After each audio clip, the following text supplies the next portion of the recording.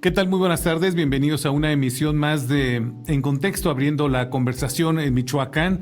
Bueno, pues ahora entramos al periodo de un análisis y socialización y explicación de esta reforma en materia electoral que recientemente aprobaron las y los legisladores de nuestro país.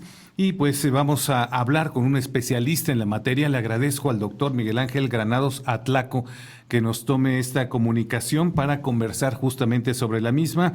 El doctor es doctor en Derecho y Politólogo por la Universidad Nacional Autónoma de México, la UNAM, especialista en Derecho Electoral, académico por oposición desde 1989 en la Facultad de Derecho justamente de la máxima casa de estudios de nuestro país y también pues es autor del libro Derecho Penal Electoral Mexicano.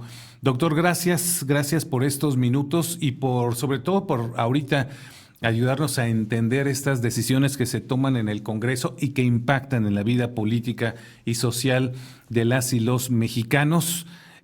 Son temas que, bueno, pues que tenemos que conocer, no dejarles todo a nuestros representantes populares y quién mejor que un especialista como usted nos ayude a entender justamente estos temas.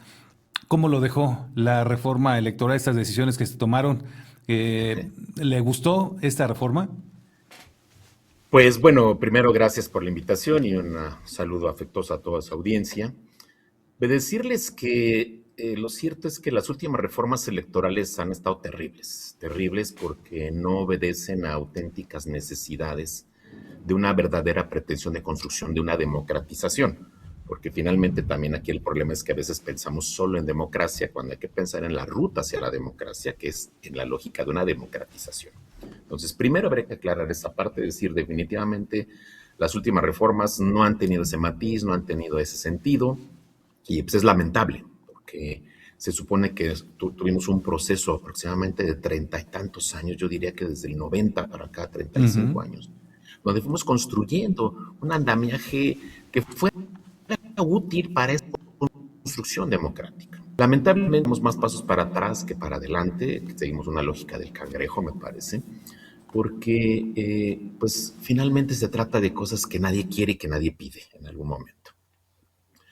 Y el problema es de origen, porque ahorita lo que se trató fue supuestamente de modificar algunos aspectos relativos a una elección que también nadie quería, que fue un capricho, ir hacia una reforma en el ámbito de la función judicial, del poder público, del poder judicial, donde pues, perdón, se ha dicho a diestra y siniestra que aparentemente somos mucho de avanzada porque el único país y que uno que otro por ahí escoge a sus jueces. Eso es una estupidez. Y perdón que lo diga así.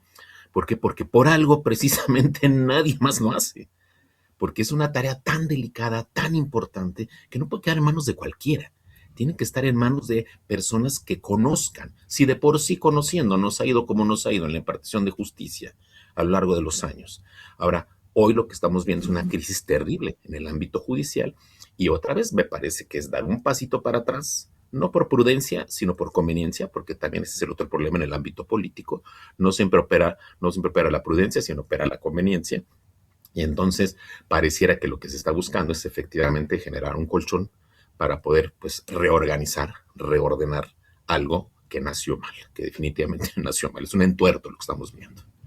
Normalmente, y ahorita lo comentabas bien, doctor, desde hace 3 décadas aproximadamente estas reformas electorales que se daban, normalmente yo recuerdo después de las elecciones, bueno, se ponían de acuerdo los partidos políticos con el gobierno y las autoridades electorales y buscaban una nueva reforma para ir mejorando lo que habían visto, tratar de que el piso fuera más parejo, equilibrar la contienda electoral, entre otras cosas. Todas estas demandas nacían principalmente de la oposición. Hoy vemos que esta reforma electoral pues nace principalmente a instancia y a propuesta del gobierno de la República y del partido en el poder. ¿Qué lectura le podemos dar a esto? Efectivamente, se mejoran cosas de lo que ya se venía trabajando en México desde hace 3 décadas, o es una reforma más bien como para blindarse de quienes hoy detentan el poder, doctor. Definitivamente, definitivamente hay que ser suspicaces con esta clase de reformas, porque pues la búsqueda es lo que siempre se ha dicho desde la ciencia política, como quien obtiene el poder, quien arriba el poder, pues a veces no es tanto el trayecto lo problemático, sino lo problemático es la preservación del poder. Y hoy estamos encontrando un proceso que, vaya, ya tiene pues lo que va del sexenio anterior y este sexenio, en el que la construcción de instituciones en un ambiente democrático, donde lo que se fue buscando efectivamente, como dices acertadamente, un proceso de muchos años. A mí me tocó ver esa reforma del 90. Yo era funcionario en un partido político en aquel tiempo y nos pusimos a trabajar durísimo para conocerla, para aplicarla a nivel nacional en esa primera elección de 91. Después vino el tema de la reforma 96, que yo era director del contencioso y jurídico de la Cámara de Senadores y me tocó participar también ahí asesorando algunas cuestiones que en algún momento mal llamada la reforma electoral definitiva, que es un absurdo también porque el derecho es completamente dinámico y entonces no se puede anquilosar y tiene que irse transformando bajo las condiciones que se van generando en el ambiente social. Pero ojo, sin perder la brújula, que es lo que estamos viendo ahorita, se pierde la brújula de lo que se supone que mueve a reformas electorales, que con toda certeza comentabas, efectivamente nacían de impulsos de la oposición y que en algún momento el sistema político entendía que había que despresurizar en esa parte, que había que ser concesivos. Yo me iría más hacia atrás, incluso en el 76, 77, esa reforma maravillosa con Reyes Heroles, pues que saca de la clandestinidad de los partidos políticos de izquierda, que genera condiciones para la representación, para la representación en la Cámara de Diputados a través de la figura de la representación proporcional, hoy muy cuestionada, cuidado con esta parte, ¿no? Y que ahí quedó como tarea pendiente dentro de las diferentes reformas que se pretendían a nivel constitucional sobre este tema. Ahí hay que estar atentos a qué va a pasar ahí con el fiel de la balanza, que es los partidos de oposición, de supuesta oposición, que no lo son tales, sino que también está ahí ya operando como partidos satélites. Me recuerda a los partidos de los 80 como el PARM, el PPS, ¿no? Que eran satélites del PRI. Ahora están actuando así el Verde y el PT. Pero definitivamente no podemos confiar en esto. Por supuesto que va en la lógica de preservarse y perpetuarse en el poder, ¿no? ¿Por qué? Porque están viendo que hoy tienen el as bajo la manga, tienen el control total de lo que es precisamente la posibilidad de reformar una constitución, que esto es algo que tiene que preocuparnos mucho, porque en manos de quién estaría un cataclismo dentro del sistema jurídico-político. El sistema político está torcido, pero el sistema jurídico-político, no perdamos de vista que nuestra constitución es una constitución política de los Estados Unidos mexicanos, que construye toda esta parte de cómo se organiza el Estado, y esta organización del Estado es la que está ahorita en una crisis terrible y que está prendida de alfileres, porque no solo es un ejecutivo que lamentablemente no está operando, que genera gasto social a capricho y un gasto social que no tiene regreso y que no es una inversión, que eso sería parte de la tarea de la función ejecutiva, una función legislativa completamente sumisa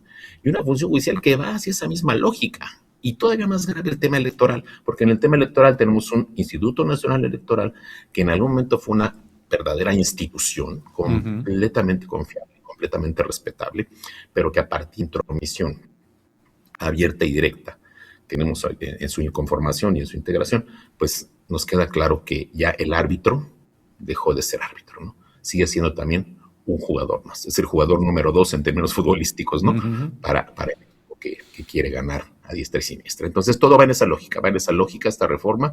Me parece que no ven ello una lectura más que una más agresiva, como decirles, pues prácticamente, por ejemplo, por lo que hace a la parte de la elección de los jueces, pues lo que estamos haciendo es institucionalizar los acordeones. Eso fue lo que hicieron. Van a institucionalizar el acordeón.